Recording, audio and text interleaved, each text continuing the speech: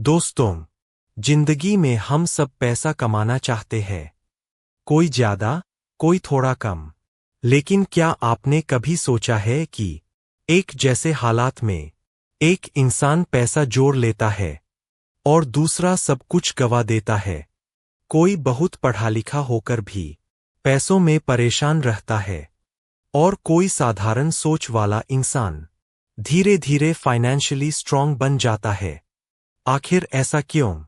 इसी सवाल का जवाब देती है एक बहुत ही शानदार किताब, The Psychology of Money.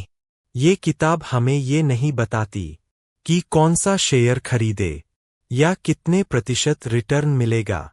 ये किताब हमें बताती है कि हम पैसा लेकर गलत फैसले क्यों लेते हैं, क्यों डर हमें रोक देता है, क्यों लालच हमें फंसा देता है और क्यों तुलना हमारी जिंदगी खराब कर देती है।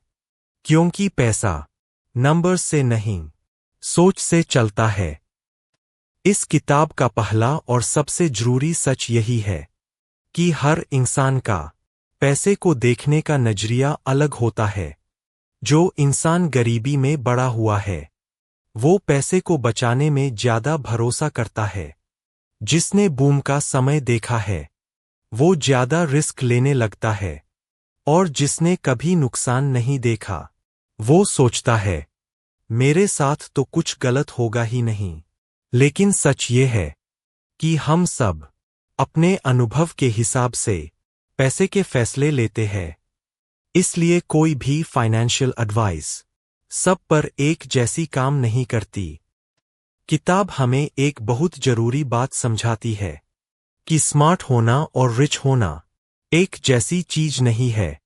बहुत से लोग बहुत स्मार्ट होते हैं लेकिन पेशेंस नहीं होता और पेशेंस के बिना पैसा टिकता नहीं।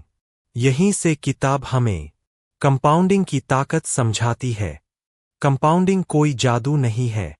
कंपाउंडिंग का मतलब है थोड़ा थोड़ा लेकिन बहुत लंबे समय तक।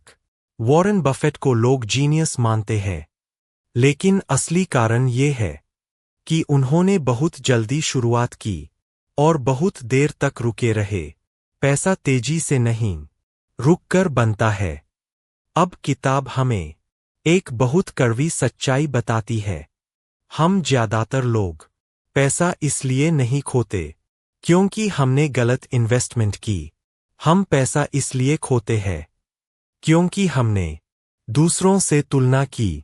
कोई नई गाड़ी ले ले तो हमें भी चाहिए, कोई बड़ा घर ले ले तो हमें भी चाहिए, लेकिन हम ये नहीं देखते कि उसके पीछे लोन है, ईएमआई है, स्ट्रेस है। किताब हमें साफ कहती है कि रिच दिखना आसान है लेकिन रिच होना मुश्किल। असल अमीरी ये नहीं है कि लोग आपको अमीर समझें। असल अमीरी ये है कि आपको किसी को कुछ साबित न करना पड़े। किताब हमें ये भी समझाती है कि लक और रिस्क हमेशा साथ चलते हैं। बहुत बार कोई इंसान सही फैसले लेकर भी हार जाता है और कोई गलत फैसले लेकर भी जीत जाता है। इसका मतलब ये नहीं कि हारने वाला बेवकूफ था या जीतने वाला जीनियस। इसका मतलब बस इतना है कि टाइमिंग और हालात बहुत बड़ा रोल निभाते हैं। इसलिए किताब हमें सिखाती है कि कभी भी घमंड मत करो और कभी भी खुद को छोटा मत समझो। मार्केट हमेशा हमसे बड़ा होता है। अब बात करते हैं सेविंग और सेफ्टी की। आज के समय में लोग सेविंग को बोरिंग समझते हैं लेकिन किताब कहती है सेविंग आपको पैसा नहीं, आजादी देती है।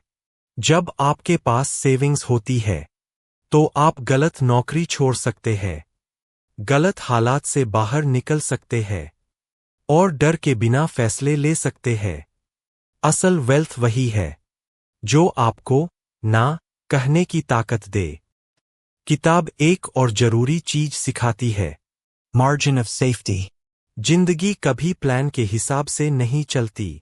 नौकरी जा सकती है, बीमारी आ सकती है, मार्केट गिर सकता है, इसलिए समझदार इंसान हमेशा थोड़ा एक्स्ट्रा स्पेस रखता है। कम debt. Emergency fund. Simple life. ये ग्लैमरस नहीं है, लेकिन यही चीजें आपको सबसे ज्यादा मजबूत बनाती है। अब किताब हमें खुशी और पैसे का रिश्ता समझाती है। पैसा खुशी खरीद सकता है, लेकिन सिर्फ एक हद तक। उसके बाद पीस, टाइम और फ्रीडम ज्यादा जरूरी हो जाते हैं। अगर पैसा होने के बाद भी आप हर समय परेशान हैं, तो समझिए पैसा गलत जगह इस्तेमाल हो रहा है। और अंत में किताब हमें एक बहुत गहरी बात समझाती है। पैसे का मकसद जिंदगी को कंट्रोल करना नहीं, जिंदगी को आसान बनाना है। आपको सबसे अमीर इंसान नहीं, सबसे शांत इंसान बनना है। तो दोस्तों, द साइकोलॉजी ऑफ मनी हमें ये सिखाती है कि अमीर बनने से पहले हमें सोच बदलनी होती है। पैसा तभी टिकता है जब फैसले धैर्य से लिए जाए, लालच से नहीं। जब हम दूसरों की जिंदगी से अपनी जिंदगी की तुलना करना छोड़ देते हैं, तभी हमारी फाइनेंशियल जर्नी सही दिशा में चलती है। पैसा दिखाने की चीज नहीं है, पैसा सुकून देने की चीज है। अगर आज की इस वीडियो से आपको पैसे को देखने का नजरिया थोड़ा भी अलग लगा हो, तो समझिए आपने इस किताब का असली मतलब समझ लिया है। ऐसी ही सच्ची और जिंदगी से जुड़ी किताबों के साथ हम फिर मिलेंगे अगली वीडियो में। तब तक याद रखिए, पैसा उतना ही अच्छा होता है जितना शांत आपका दिमाग होता है।